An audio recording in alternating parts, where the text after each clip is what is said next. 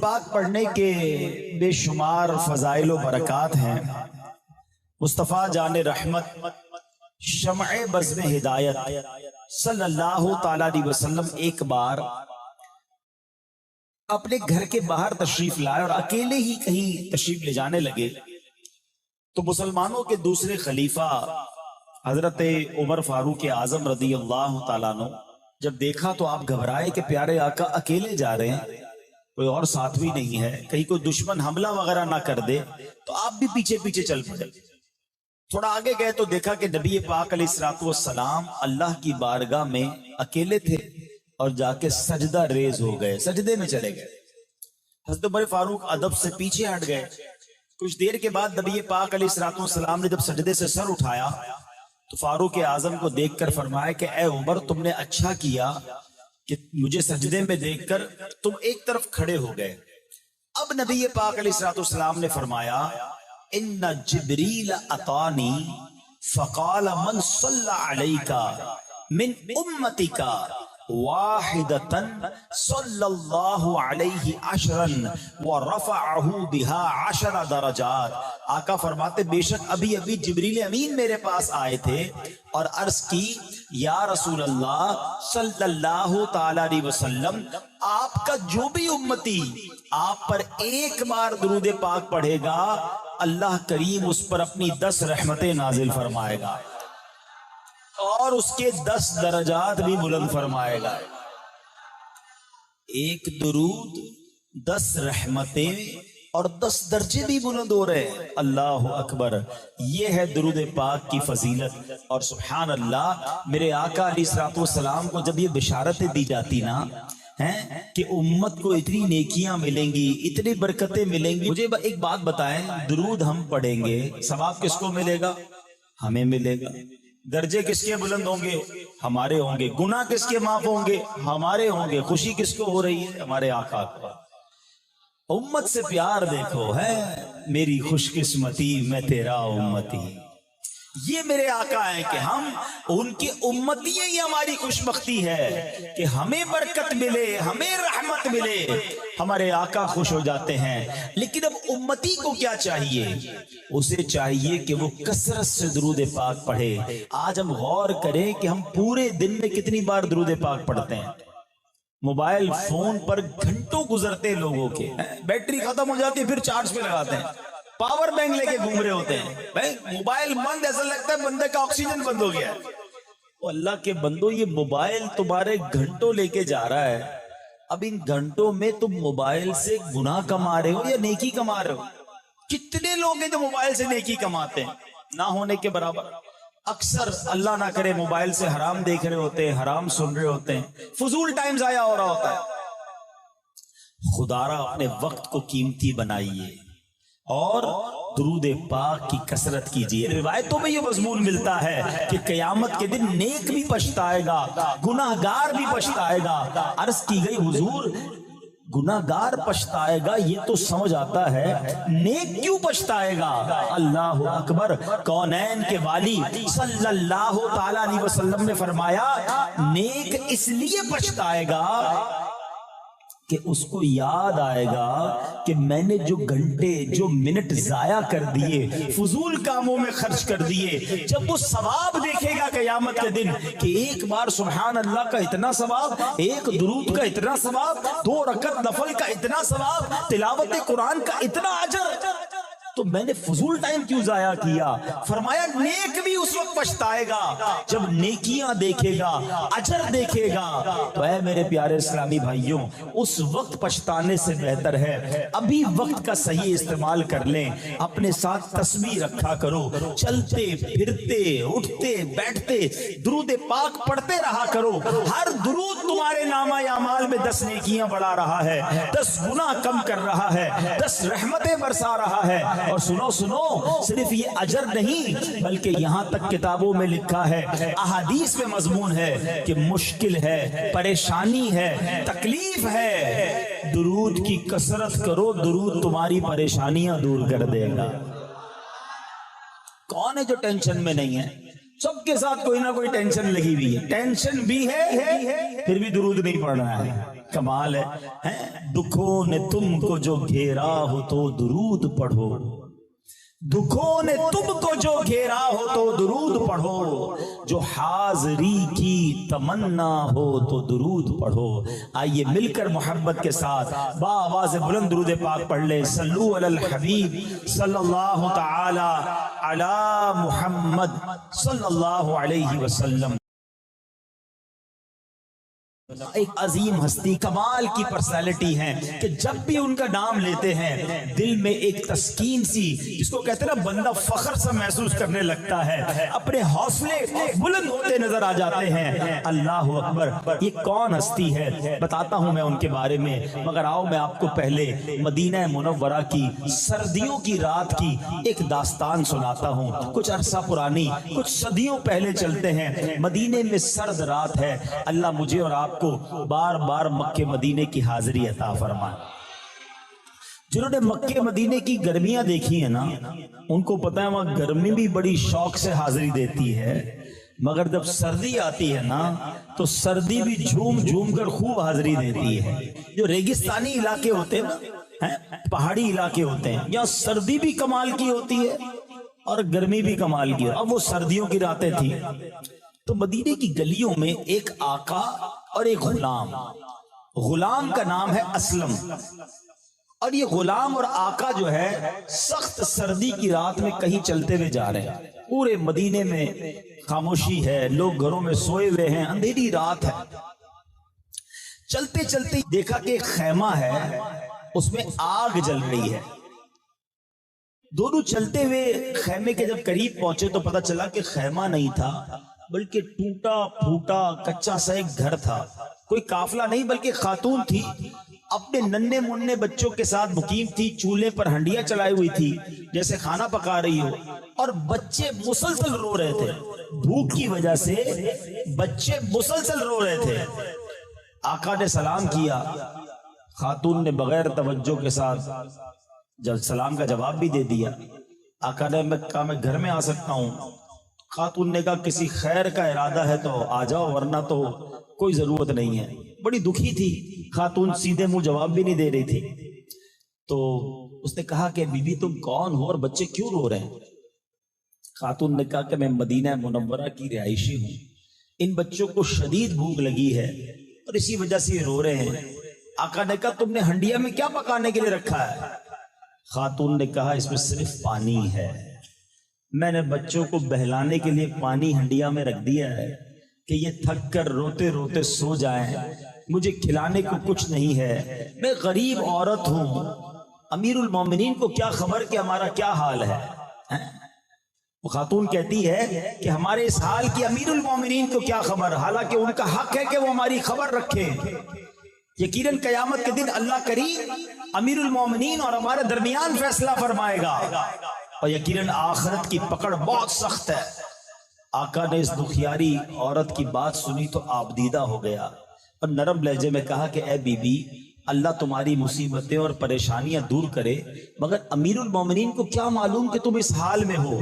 وہ عورت کہتی وہ ہمارا حاکم ہے، ہم سے غافل ہے، اسے معلوم ہونا چاہیے ہم کس حال میں ہیں۔ بہرحال آقا اس دکھیاری عورت کی بات سن کر باہر آ گیا، اپنے خادم اسلم کو کہا کہ اسلم جلدی چلو۔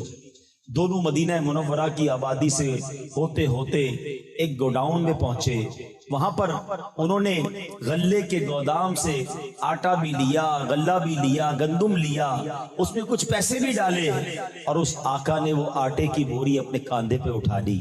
تو غلام کہتا ہے آقا میں آپ کے ساتھ ہوں، مجھے یہ بوری اٹھانے دیجئے۔ آقا کہتا ہے اسلم قیامت کے دن میرے گناہوں کا بوجھ کون اٹھائے گا؟ یہ تو دنیا کا بوجھ ہے، یہ مجھے ہی اٹھانے دو، یہ بوری اٹھا کر جا رہا ہے۔ غلام کہتا ہے آقا مجھے اٹھانے دیں، کہا نہیں یہ بوجھ میرا ہے، میں اٹھاؤں گا۔ آقا اس بڑھیا کے گھر پہنچتا ہے، اس کے برتن میں کھانا ڈالتا ہے اور جناب کھانا پکانے شروع ہو جاتا ہے۔ اب جب کھانا کچھ پکنے لگ گیا تو اب اس کے بعد اس نے کیا کیا؟ بچوں کو اپنے ہاتھوں سے کھانا کھلانا شروع کیا، بچے بہت خوش ہوئے، ان کا پیٹ بھر گیا، اب بچوں کے ساتھ کھیلنے لگا، بچے بھی کھیلنے لگے۔ آقا جو ہے اب سکون کا سانس لے کر اس گھر سے باہر نکلتا ہے، اور اب ایسے آ کر گھر کے باہر بیٹھ گیا جیسے کاندھے سے کوئی بوجھ اتر گیا ہو۔ وہ خاتون آقا کی طرف متوجہ ہوئی کہ تم بڑے شفیق ہو، تم بڑے مہربان ہو، تم نے میرے روتے ہوئے بچوں کے چہروں پر مسکراہٹ بکھیر دی ہے، اللہ تمہیں اس کی بہترین جزا عطا فرمائے۔ حقیقت تو یہ ہے کہ تم امیر المومنین بننے کے حقدار ہو۔ اسلم دیکھ رہا تھا کہ اب یہ خاتون کے اندر زبردست تبدیلی آ چکی تھی، بڑی خوش نظر آ رہی تھی۔ بہرحال اگر آقا کی جگہ کوئی اور ہوتا تو وہ بڑا پھولتا، بڑا جناب آکڑتا، مگر وہ آقا بالکل تعریفی کلمات پر توجہ نہیں دی، بلکہ کہا کہ جیسا تم کہہ رہی ہو ایسا بالکل نہیں، میں اور امیر المومنین بننے کا حقدار، یہ تو بڑی عجیب بات ہے۔ ہاں ایک بات ہے کہ جب تم کل امیر المومنین کے دربار میں آؤ گی تو مجھے وہاں ضرور دیکھو گی۔ بہرحال اب یہ مدینہ منورہ کی گلیوں سے گھومتے گھومتے گھر واپس آ گئے۔ اے میرے پیارے اسلامی بھائیوں، اب جتنے لوگ سن رہے ہیں سب کے ذہنوں میں ایک سوال پیدا ہو رہا ہوگا کہ مدینہ منورہ کی سخت سردی میں گلیوں کا دورہ کرنے والا وہ آقا کون تھا جو اپنے خادم کے ساتھ شہر مدینہ کا دورہ کرنے نکلا؟ یہ کون تھا؟ وہ کون تھا جو خادم اور آقا کے لباس میں بھی فرق نہیں تھا؟ یہ کون تھا کہ جس کے دل میں پیارے آقا کی امت کی خیر خواہی کا جذبہ کوٹ کوٹ کر بھرا ہوا تھا؟ وہ کون آقا تھا جو کاندھے پر اناج اٹھا کر اس بوڑھی خاتون کے گھر پہنچتا ہے، بچوں کو اپنے ہاتھوں سے کھلاتا ہے، جب تک بچے خوش نہیں ہوتے اسے سکون نہیں آتا؟ یہ کوئی اور نہیں، یہ ہم سب کے امام امیر المومنین خلیفۃ المسلمین مسلمانوں کے دوسرے خلیفہ حضرت عمر فاروق اعظم رضی اللہ تعالی۔ یہ وہ جذبہ تھا، یہ وہ تربیت مصطفیٰ صلی اللہ تعالی علیہ وسلم کا شاہکار ہے کہ نبی پاک کی امت کا خیال ایسا تھا۔ حضرت عمر فرماتے ہیں کہ اگر کسی نہر کے کنارے بکری بھی پیاسی مر جائے تو عمر سے اس کا سوال کیا جائے گا۔ حضرت عمر فاروق اعظم رضی اللہ تعالیٰ عنہ کی جو سیرت ہے وہ ساری دنیا کے جو حکمران ہیں ان کے لیے درس ہے کہ جو اپنی رعایا کا ایسے خیال رکھا کرتے تھے، وہ بڑے بڑے محلات میں نہیں رہتے۔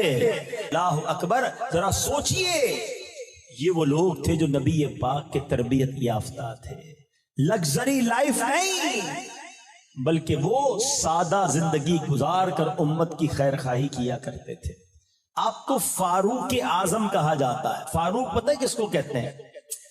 فرق ڈالنے والے کو، ڈفرینشیٹ کر دینے والے کو۔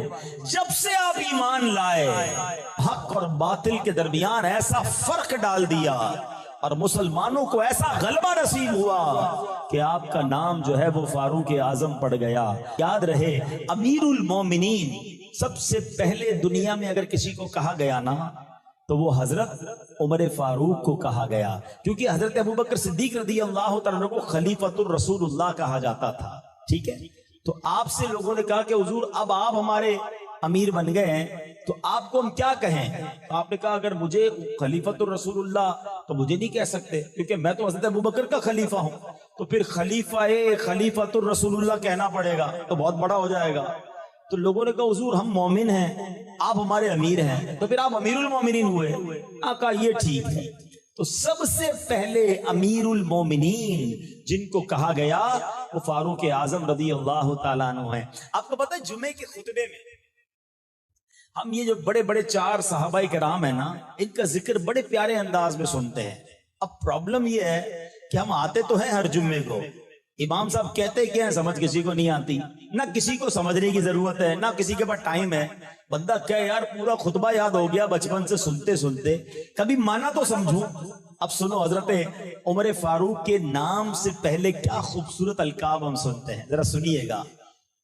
عادل الاصحاب मुज़य्यनिल मिंबरी वल मिहराब अल मुवाफ़िक़ रअयुहु लिल वही वल किताब सय्यदना व मौलाना अल इमाम अमीरुल मुमिनीन व गैज़िल मुनाफ़िक़ीन इमामुल मुजाहिदीन फ़ी रब्बिल आलमीन अबी हफ्स उमर इब्नुल ख़त्ताब रज़ियल्लाहु ताला अन्हु। सुभान अल्लाह। अब आपके इन अलकाब का जरा माना समझना। आप अदलिल अस्हाब, सारे सहाबा में सबसे ज्यादा अदल करने वाले, आपकी अदालत के तो चर्चे थे ना।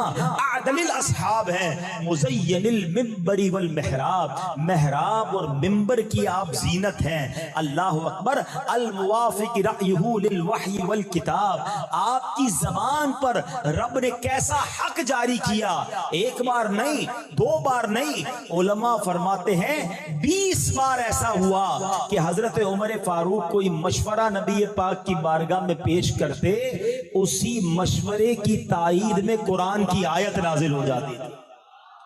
यानी हजरत उमर की राय और उस राय पर कुरान का नाजिल हो जाना।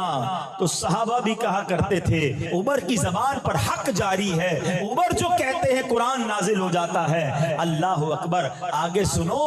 अमीरुल मुमिनीन व गैज़िल मुनाफिकीन, मुनाफिकीन पर बड़े गज़ब वाले हैं, मोमिनीन के अमीर हैं, अल्लाह की राह में जिहाद करने वालों के इमाम हैं। अबी हफ्स, आपकी कुन्नियत अबू हफ्स है, और ये भी कमाल की कुन्नियत है अबू हफ्स। हफ्स कहते हैं शेर के बच्चे को, अबू हफ्स कहते हैं शेर को। और हजरत उमर वो जुर्रत वाले, वो ताकत वाले और ऐसे गालिब थे कि आपकी कुन्नियत भी अबू हफ्स है। सुभान अल्लाह। अल्लाह और उसके रसूल के शेर हजरत उमर की तो क्या शान है। सुभान अल्लाह। ये जो जिक्र उमर कर रहे हैं ना, ये कितनी बड़ी नेकी है। आओ सुनो और ईमान ताजा कर लो। हमारी अम्मी जान सिद्दीका बिनते सिद्दीक हजरत आयशा सिद्दीका तैयबा ताहिरा रदियल्लाहु ताला अन्हा फरमाती है, ज़य्यिनू मजालिसकुम बिज़िक्रि उमरा, कहती है अपनी महफिल को हजरत उमर फारूक के जिक्र से आरास्ता किया करो। जब बैठा करो ना तो उमर का जिक्र कर लिया करो। दोस्तों में बैठो, घर में बैठो, मजालिस, अकेले बैठने को भी मजलिस कहते हैं, अकेले में भी उमर का जिक्र किया करो, तुम्हारी मजलिस की जीनत बढ़ जाएगी। तो आओ अम्मी हुजूर का हुक्म मानते हुए हजरत उमर का जिक्र करते हैं। अल्लाह उनके सदके हम पर रहमतों की बारिश नाजिल फरमाए। अरे हजरत उमर की फजीलत बयान करने के लिए एक ही हदीस काफी है। अल्लाह के नबी फरमाते, मेरे बाद कोई नबी होता तो उमर होता।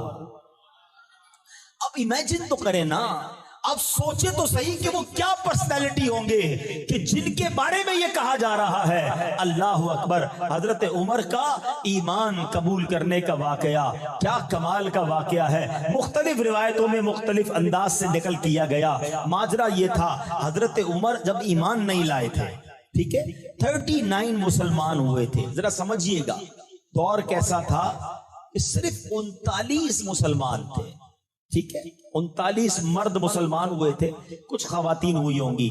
एक घर था, अल्लाह पाक आपको और मुझे बार बार मक्के मदीने की हाजिरी अता फरमाए। सफा की जो पहाड़ी है ना, जहां से सफा मरवा सई करते हैं, सफा की पहाड़ी के पास एक घर था जिसको दारे अरकम कहा जाता है। अब तो वो घर वहां नहीं है, मगर कभी कभी सफा मरवा से गुजरते हुए उन यादों को ताजा किया करो कि यही किसी जगह पर वो घर होगा जहां हमारे आका चंद सहाबा के साथ छुप छुप कर इबादतों का सिलसिला था। इस्लाम की बात होती थी मगर छुप कर होती थी। सोचो हमारे सहाबा की कैसी कुर्बानी थी। आज इस मस्जिद में माइक लगाकर खुले आम आप अल्लाह रसूल की बात कर रहे हैं। एक दौर ऐसा भी था कि सजदा करते थे तो मार पड़ती थी, नमाज पढ़ते थे तो मार पड़ती थी, अल्लाह का नाम लेते थे तो मार पड़ती थी, इतना सताया जाता था। काबा सामने था। कभी सोचो सफा की पहाड़ी और काबे के दरमियान डिस्टेंस कितना है, बहुत थोड़ा सा, मगर सफा पे बैठे हैं, तवाफ नहीं कर सकते, काबे पर आकर दीदार नहीं कर सकते, काबे का तवाफ नहीं कर सकते, क्योंकि कुफार मारते थे। इतना खौफ, इतना जुल्म था। 39 मुसलमान हैं और हजरत उमर अभी ईमान नहीं लाए। हजरत उमर ने तलवार ली और तलवार लेकर कहीं जा रहे हैं। एक सहाबी ने रास्ते में रोका, उमर कहां का इरादा है? कहते मुसलमानों के नबी को माअल्लाह शहीद करना है, अल्लाह के रसूल को शहीद करने का इरादा है। کہا اے عمر کیا کر رہے ہو تم؟ بنو زہرا اور بنو قریش کو کیسے سنبھالو گے؟ یہ قبیلے تمہارے خلاف ہو جائیں گے۔ بڑے جلال والے تھے، بڑا انداز تھا حضرت عمر کا۔ کہا لگتا تم بھی مسلمان ہو گئے ہو، مجھے ڈرا رہے ہو، مجھے روک رہے ہو، تم بھی ایمان لے آئے لگتا ہے۔ اور کہا ہاں میں بھی ایمان لے آیا ہوں، مگر میں تمہیں اس سے بڑھ کر بات بتاؤں، غصہ بعد میں ہونا، اپنے گھر جاؤ، تمہاری بہن اور تمہارے بہنوئی بھی ایمان لے آئے۔ حضرت عمر کو یقین نہیں آیا، آپ کے بہنوئی تھے سعید بن زید رضی اللہ تعالیٰ عنہ، ٹھیک ہے؟ اور جیسے ہی گھر میں گئے تو گھر کے باہر سے کچھ پڑھنے کی آواز آئی، بہن اور بہنوئی قرآن پڑھ رہے تھے۔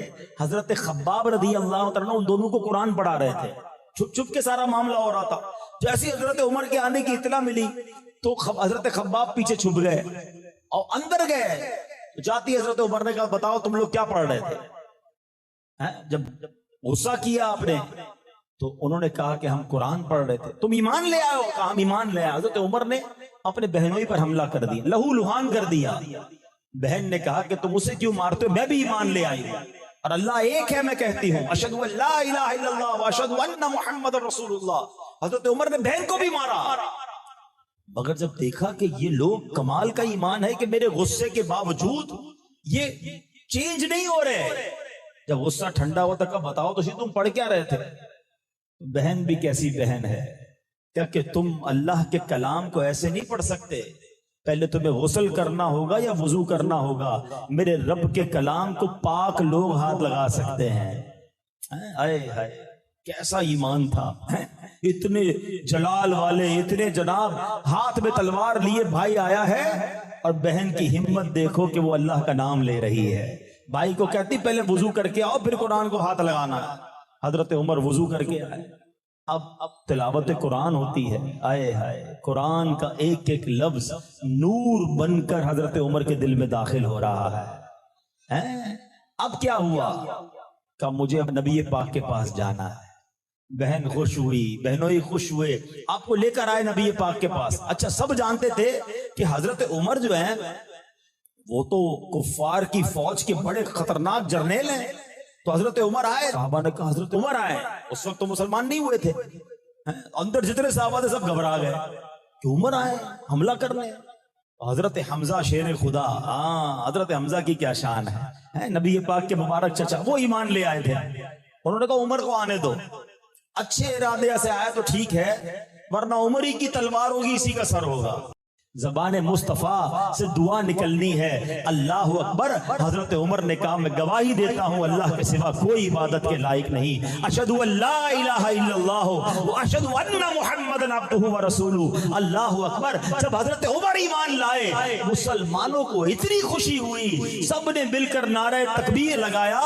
اس نعرے کی یاد میں ہم بھی نعرہ لگاتے، نعرہ تکبیر، نعرہ تکبیر، نعرہ رسالت، ہر صحابی نبی، ہر صحابی نبی۔ آئے ہائے ہائے کیا منظر تھا۔ جب پڑھو نا اس واقعے کو کہ حضرت عمر کے ایمان لانے کے بعد جو مسلمانوں کو حوصلہ بڑھا، آپ کو متمم الاربعین کہا جاتا ہے، آپ 40ویں ہیں، 40 کا عدد پورا کرنے والے حضرت عمر ہیں۔ اور سنو اس کے بعد کیا ہوا، حضرت خباب پتہ ہے کیا کہتے ہیں، تھوڑے دن پہلے ہی نبی پاک نے دعا کی تھی اے اللہ ایک دے دے اور اس سے اسلام کو عزت مل جائے۔ ذرا سوچو حضرت عمر وہ ہیں کہ جن کے سبب اسلام کو عزت ملی ہے، میں اور آپ ایمان لائے ہمیں عزت اسلام کی وجہ سے ملی ہے، مگر حضرت عمر وہ ہیں کہ جب سے آپ ایمان لائے آپ کے ایمان لانے کے بعد اسلام کی عزت میں اضافہ ہوا ہے۔ کئی بار سنا ہوگا وہ شعر، اب آؤ اس کا ترجمہ سمجھ آئے گا۔ نبی پاک بڑے غمزدہ تھے، ان بدبختوں نے بڑا تنگ کیا ہوا تھا اور آقا نے دعا کی تھی اے اللہ عمر کو اسلام کی دولت دے۔ جب آپ ایمان لائے تو نبی پاک کے دل کو کیسی ٹھنڈک ہوئی۔ سنو بریلی کے تاجدار لکھتے ہیں ناریوں کا دور تھا دل جل رہا تھا نور کا، ناریوں کا دور تھا دل جل رہا تھا نور کا، تم کو دیکھا ہو گیا ٹھنڈا کلیجہ نور کا۔ آقا بہت خوش ہوئے. اب سنو, کہتے ہیں کچھ لوگ گیم چینجر ہوتے ہیں, کچھ لوگ اثر ڈالنے والے ہوتے ہیں. اللہ کریم نے کچھ لوگوں کو بڑا مقام دیا ہوتا ہے. یہ آپ کے گوٹھ میں سردار ہوتے ہیں, آپ کے یہاں چودھری ہوتے ہیں, یا بڑے لوگ ہوتے ہیں. میں ان سے بھی بات کرتا ہوں کہ دیکھو تم اگر دین کی طرف آ گئے نا, اگر آپ نے دین کا کام کرنا شروع کر دیا, آپ کے پیچھے پوری قوم ہوتی ہے. اللہ نے آپ کو مقام دیا ہے. جس کو دنیا میں اللہ نے کوئی مقام دیا ہے وہ دین کا کام کرے, وہ اللہ کے رسول کے دین کو پھیلانے والا کام کرے, اللہ اس کے کام میں برکت ڈال دیتا ہے. حضرت عمر ایمان لا کے نبی پاک سے پتہ ہے کیا کہتے ہیں؟ اچھا ایک اور بات, تھوڑی سی اور دلچسپ خوبصورت بات. دنیا میں ایسی کوئی شخصیت نہیں ہے کہ جس کا یہ کمال ہو. دیکھیں یہ تو ہوتا ہے, آپ کے یہاں ساتھ بھی ہوا ہوگا, کبھی ہمارے ساتھ بھی ہوا ہوگا, کوئی لڑنے آئے ہیں, کوئی اللہ نہ کرے ڈاکہ مارنے آئے, یہ جان سے ہی مارنے آئے, اور کسی شریف آدمی کو دیکھ کر کہے کہ چلو یار آپ کو چھوڑ دیا. یہ تو پاسبل ہے دنیا میں, مگر دنیا میں ایسا کبھی نہیں دیکھا کہ جو جان لینے آئے وہ دیدار کر کے ان کے قدموں میں جان دینے والا بن جائے. پہلے کہیں چھوڑوں گا نہیں اور اب کہے آپ کا دامن نہیں چھوڑوں گا. حضرت عمر کہتے ہیں حضور کیا ہم حق پر نہیں, کیا ہم حق پر نہیں, ہم چھپ کر نماز کیوں پڑھتے ہیں, ہم چھپ کر اذان کیوں دیتے ہیں؟ چلیے کعبے پر, کون ہے جو ہمیں روک کے بتائے؟ ابھی تو ایمان لائے, ادھر سینکڑوں ہیں, ادھر 40 ہی ہوئے ہیں, مگر جرت دیکھو, بہادری دیکھو. اللہ اکبر. میں تو کبھی کبھی تصور کرتا ہوں جب کتابوں میں پڑھا کہ اب دار ارقم سے 2 صفیں باہر نکلی اور کتابوں میں لکھا ایک صف کو لیڈ کر رہے ہیں, ایک صف کے امام ہیں حضرت عمر, ہاتھ میں تلوار ہے, دوسری صف ہے اس کو لیڈ کر رہے ہیں شیر خدا حضرت حمزہ رضی اللہ تعالیٰ عنہ. اب یہ دونوں صفوں میں مسلمان کعبے کی طرف جا رہے ہیں. اللہ اکبر. یہ ہے حضرت عمر جن کی شان یہ ہے کہ جب سے ایمان لائے مسلمانوں کی عزت میں اضافہ ہی ہوتا چلا ہے. کیوں نہ حضرت عمر سے پیار کریں, کیوں نہ حضرت عمر کا تذکرہ خیر کریں. اللہ اکبر. کیسی کیسی شانیں احادیث میں بیان ہوئی کہ انسان سنے تو ایمان تازہ ہو جاتا ہے. سنو, حضرت عمر فاروق وہ عظیم صحابی ہیں کہ دنیا میں آپ کا نام مبارک عمر ہے, آسمانوں میں آپ کے نام کو فاروق کے نام سے پہچانا جاتا ہے. آسمانی کتاب تورات شریف میں آپ کا نام منطق الحق یعنی حق بات کہنے والے ہے. انجیل شریف میں آپ کا نام نامی کیا ہے؟ کافی. اور جنت میں آپ کا نام اقدس سراج ہوگا. سبحان اللہ. نبی پاک علیہ الصلوۃ والسلام کے یہ عظیم صحابی مکہ مکرمہ میں پیدا ہوئے. 40 کا عدد ان کی وجہ سے پورا ہوا اور آپ کو مراد رسول بھی کہا جاتا ہے. آپ کا عدل و انصاف بے مثال تھا, اس لیے عدل الاصحاب کہلاتے تھے. صحابہ میں سب سے بڑھ کر عدل کرنے والے حضرت عمر 63 سال اس دنیا میں تشریف فرما رہے. 12 سال تک آپ نے خلافت کے فرائض سر انجام دیے اور وہ دور مسلمانوں کا سنہرا دور تھا. آپ کا انداز حکومت, آپ کا عدل و انصاف, آپ کا مبارک اخلاق و کردار, خوف خدا, تقوی و پرہیزگاری, عاجزی اور انکساری, رحم دلی قیامت تک کے لیے آنے والے مسلمانوں کے لیے ایک شاندار نمونہ ہے. آپ کو پتہ ہے آج بھی دنیا کی بڑی بڑی سپریم کورٹس میں بلکہ یورپ کے امریکہ کی عدالتوں میں بھی عمر لا پڑھایا جاتا ہے. حضرت عمر نے اس دنیا میں بہت سارے کام پہلی بار کیے. آپ نے گورنر کی پوچھ پرچھ کا نظام آپ نے کیا, قاضی کا نظام, عدالتوں کا نظام آپ نے سب سے پہلے بنایا, اور بھی بہت سارے کام ایسے تھے جو آپ کے دور خلافت میں آگے بڑھے. سبحان اللہ. حضرت عمر فاروق رضی اللہ عنہ کے بارے میں سنیے. ایک بار نبی پاک علیہ الصلوۃ والسلام کی بارگاہ میں جبریل امین حاضر ہوئے اور جبریل امین کو نبی پاک نے کہا کہ اے جبرائیل, عمر کے فضائل اور اللہ پاک کے یہاں ان کا مقام و مرتبہ کیا ہے ذرا بیان کیجیے. کون کہہ رہا ہے؟ نبی پاک کہہ رہے ہیں. اور کسے کہہ رہے ہیں؟ فرشتوں کے سردار جبریل امین سے. مگر حضرت جبریل کیا کہتے ہیں؟ لو جلست معک قدر ما لبث نوح فی قومہ, حضور میں اتنے سال آپ کے پاس بیٹھوں جتنی حضرت نوح علیہ السلام کی عمر ہے.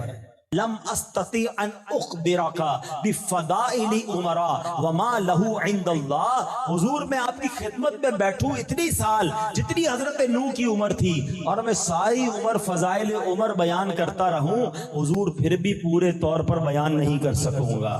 بیت المقدس، اللہ اکبر، یہ واقعہ سننے والا ہے کہ حضرت عمر کا ذکر کیسے آسمانی کتابوں میں تھا کہ بیت المقدس جب فتح ہوا نا تو اس کی فتح کا واقعہ بڑا حیران کن ہے۔ جب پہلی بار فتح ہوا حضرت عمر کے دور میں، حضرت عمر فاروق اعظم رضی اللہ تعالیٰ عنہ نے، بہت بڑے صحابی ہیں، جرنیل ہیں، عشرہ مبشرہ میں سے ہیں، حضرت ابو عبیدہ بن جراح رضی اللہ تعالیٰ، ان کو انہوں نے سپہ سالار بنایا اور لشکر دے کر بیت المقدس روانہ کر دیا۔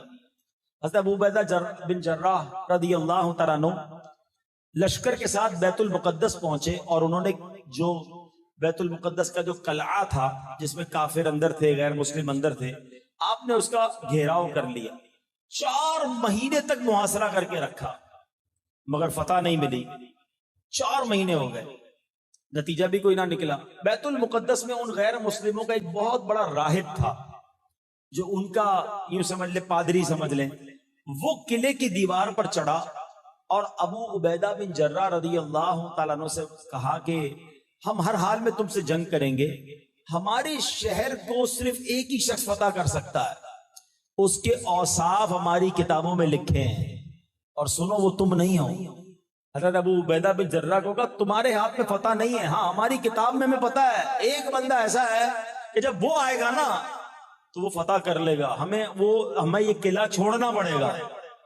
اچھا، حضرت ابو عبیدہ بن جراح جو بڑے کمال کے تھے، کہا بتاؤ تو صحیح وہ کون ہے، کسی طرح پتہ تو چل جائے کہ ان کی کتابوں میں کس کا ذکر ہے۔ اچھا، وہ راہب بھی کمال ہے، اس نے بتا دیا کہ کہا ہماری کتاب میں لکھا ہے کہ وہ جناب محمد رسول اللہ صلی اللہ تعالی علیہ وسلم کا امتی ہوگا، اس کا نام عمر بن خطاب ہوگا، لوگ اسے فاروق کہیں گے، دینی معاملات میں بڑا سخت ہوگا، اللہ پاک کے معاملے میں لوگوں کی ملامت کی وہ پرواہ نہیں کرتا ہوگا۔ سبحان اللہ۔ حضرت ابو عبیدہ بن جراح نے یہ سنا تو آپ تو خوب خوش ہو گئے، نعرہ لگایا آپ نے کہا فتحنا البلد ورب الکعبہ، رب کعبہ کی قسم ہم نے یہ شہر فتح کر لیا، چابی مل گئی نا، اس کے منہ سے نکل گیا، ہماری کتابوں میں لکھا ہے، آسمانی کتابوں میں لکھا ہے بیت المقدس فتح ہوگا مسلمانوں کے ہاتھوں، مگر ابو عبیدہ بن جراح تم نہیں ہو، وہ ایک کوئی اور ہے۔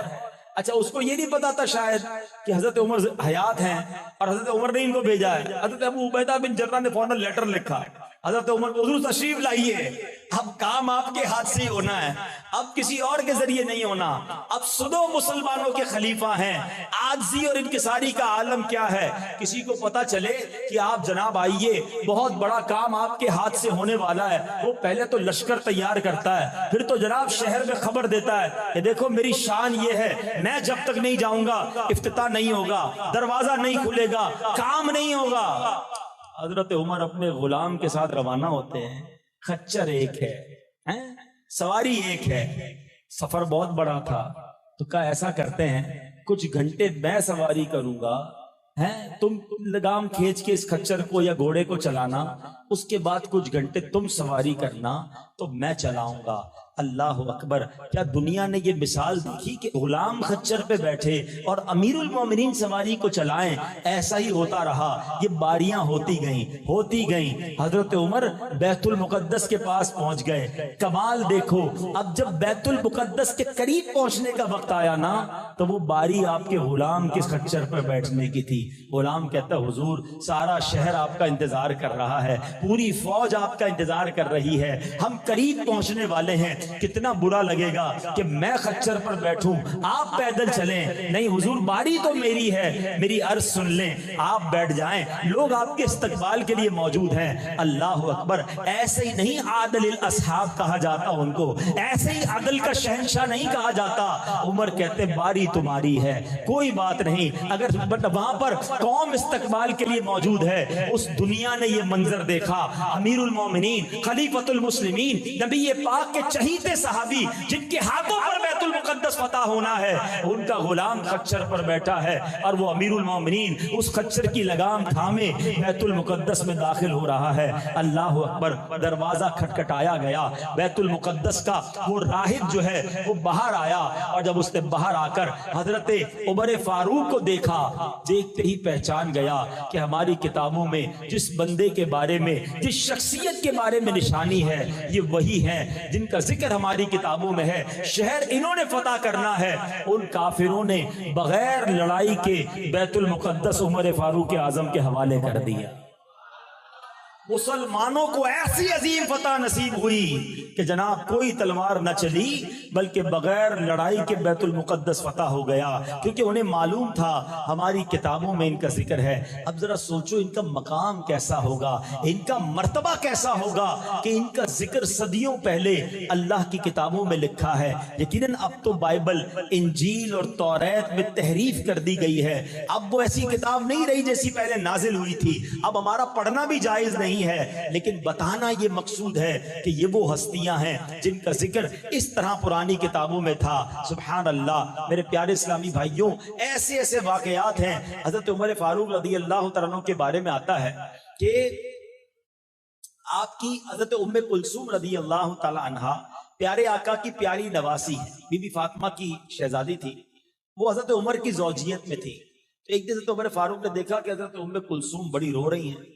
तो आपने रोने का सबब पूछा, तो कहा कि काबुल अहबार रज़ी अल्लाह तआला कहते हैं कि आप जहन्नम के दरवाजे पर हैं। सहाबी रसूल हजरत उमर का कमाल देखें, खुद बहुत बड़े साहबी अशरा मुबशरा में है, लेकिन हजरत काबुल अहबार का बड़ा नाम है, मगर हजरत उमर फारूक तो उनसे ज्यादा अफजल है।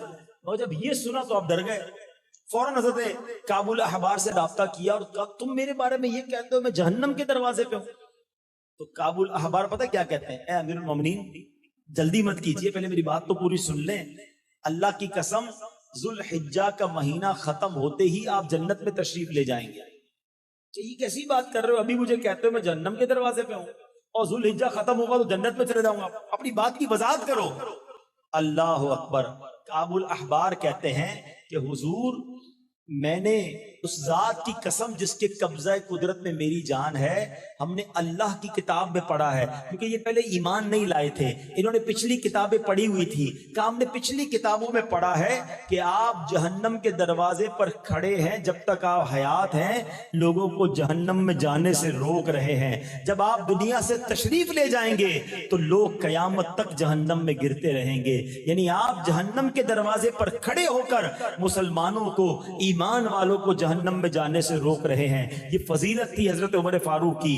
और काबुल अहबार ये भी जानते थे कि जैसी जुल्हिज्जा खत्म होगा, मुहर्रम शुरू होगा, हजरत उमर दुनिया से चले जाएंगे। अल्लाह अकबर। ये वाकयात पिछली किताबों में मौजूद और हजरत उमर फारूक को ये मकाम हासिल है। सुभान अल्लाह। मेरे प्यारे इस्लामी भाइयों, मैंने शुरू में एक बात कही थी कि हजरत उमर फारूक जो है वो इस्लाम के लिए इज्जत है। अब सुनो, नबी पाक अलैहिस्सलाम फरमाते हैं, हजरत अब्दुल्लाह इब्न अब्बास से रिवायत है, रोजे कयामत, सुनिएगा कयामत के दिन क्या होगा, जब उमर फारूक आजम अल्लाह की बारगाह में हाजिर होंगे ना, तो उस वक्त इस्लाम अर्ज करेगा, या रब हादा उमरु अअज़्ज़नी फी दारि दुनिया फअइज़हु फी अरसातिल क़ियामा। ए रब अज़्ज़ वजल, ये उमर है जिन्होंने दुनिया में मेरी इज्जत बुलंद की, आज मैदान कयामत में तू इन्हें इज्जत अता फरमा।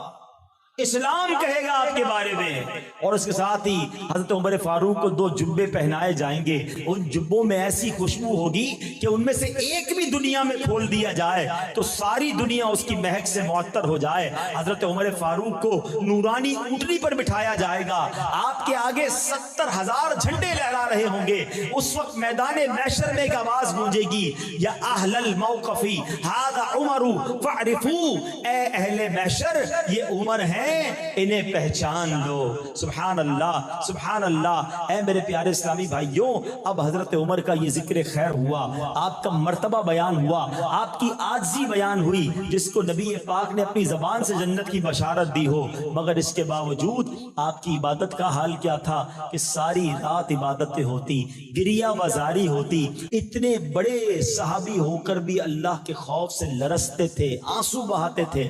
آپ کے بارے میں آپ اتنا روتے تھے، اتنا روتے تھے کہ آپ کے چہروں پر سیاہ لکیریں پڑ گئی تھی خوف خدا میں۔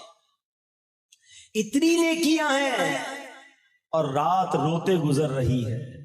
ہمارے گناہ کم نہیں ہوتے مگر پھر بھی رونا نہیں آتا، پھر بھی خدا کا خوف نہیں ہے، پھر بھی مرنے کا ڈر نہیں ہے۔ اے میرے پیارے اسلامی بھائیوں، یہ صحابہ کرام کی زندگی ہمیں سکھا رہی ہے کہ جنہوں نے بڑے مرتبے ہو کر بھی عاجزی کے ساتھ زندگی گزاری، بڑے مرتبے ہو کر بھی خوف خدا میں زندگی گزاری۔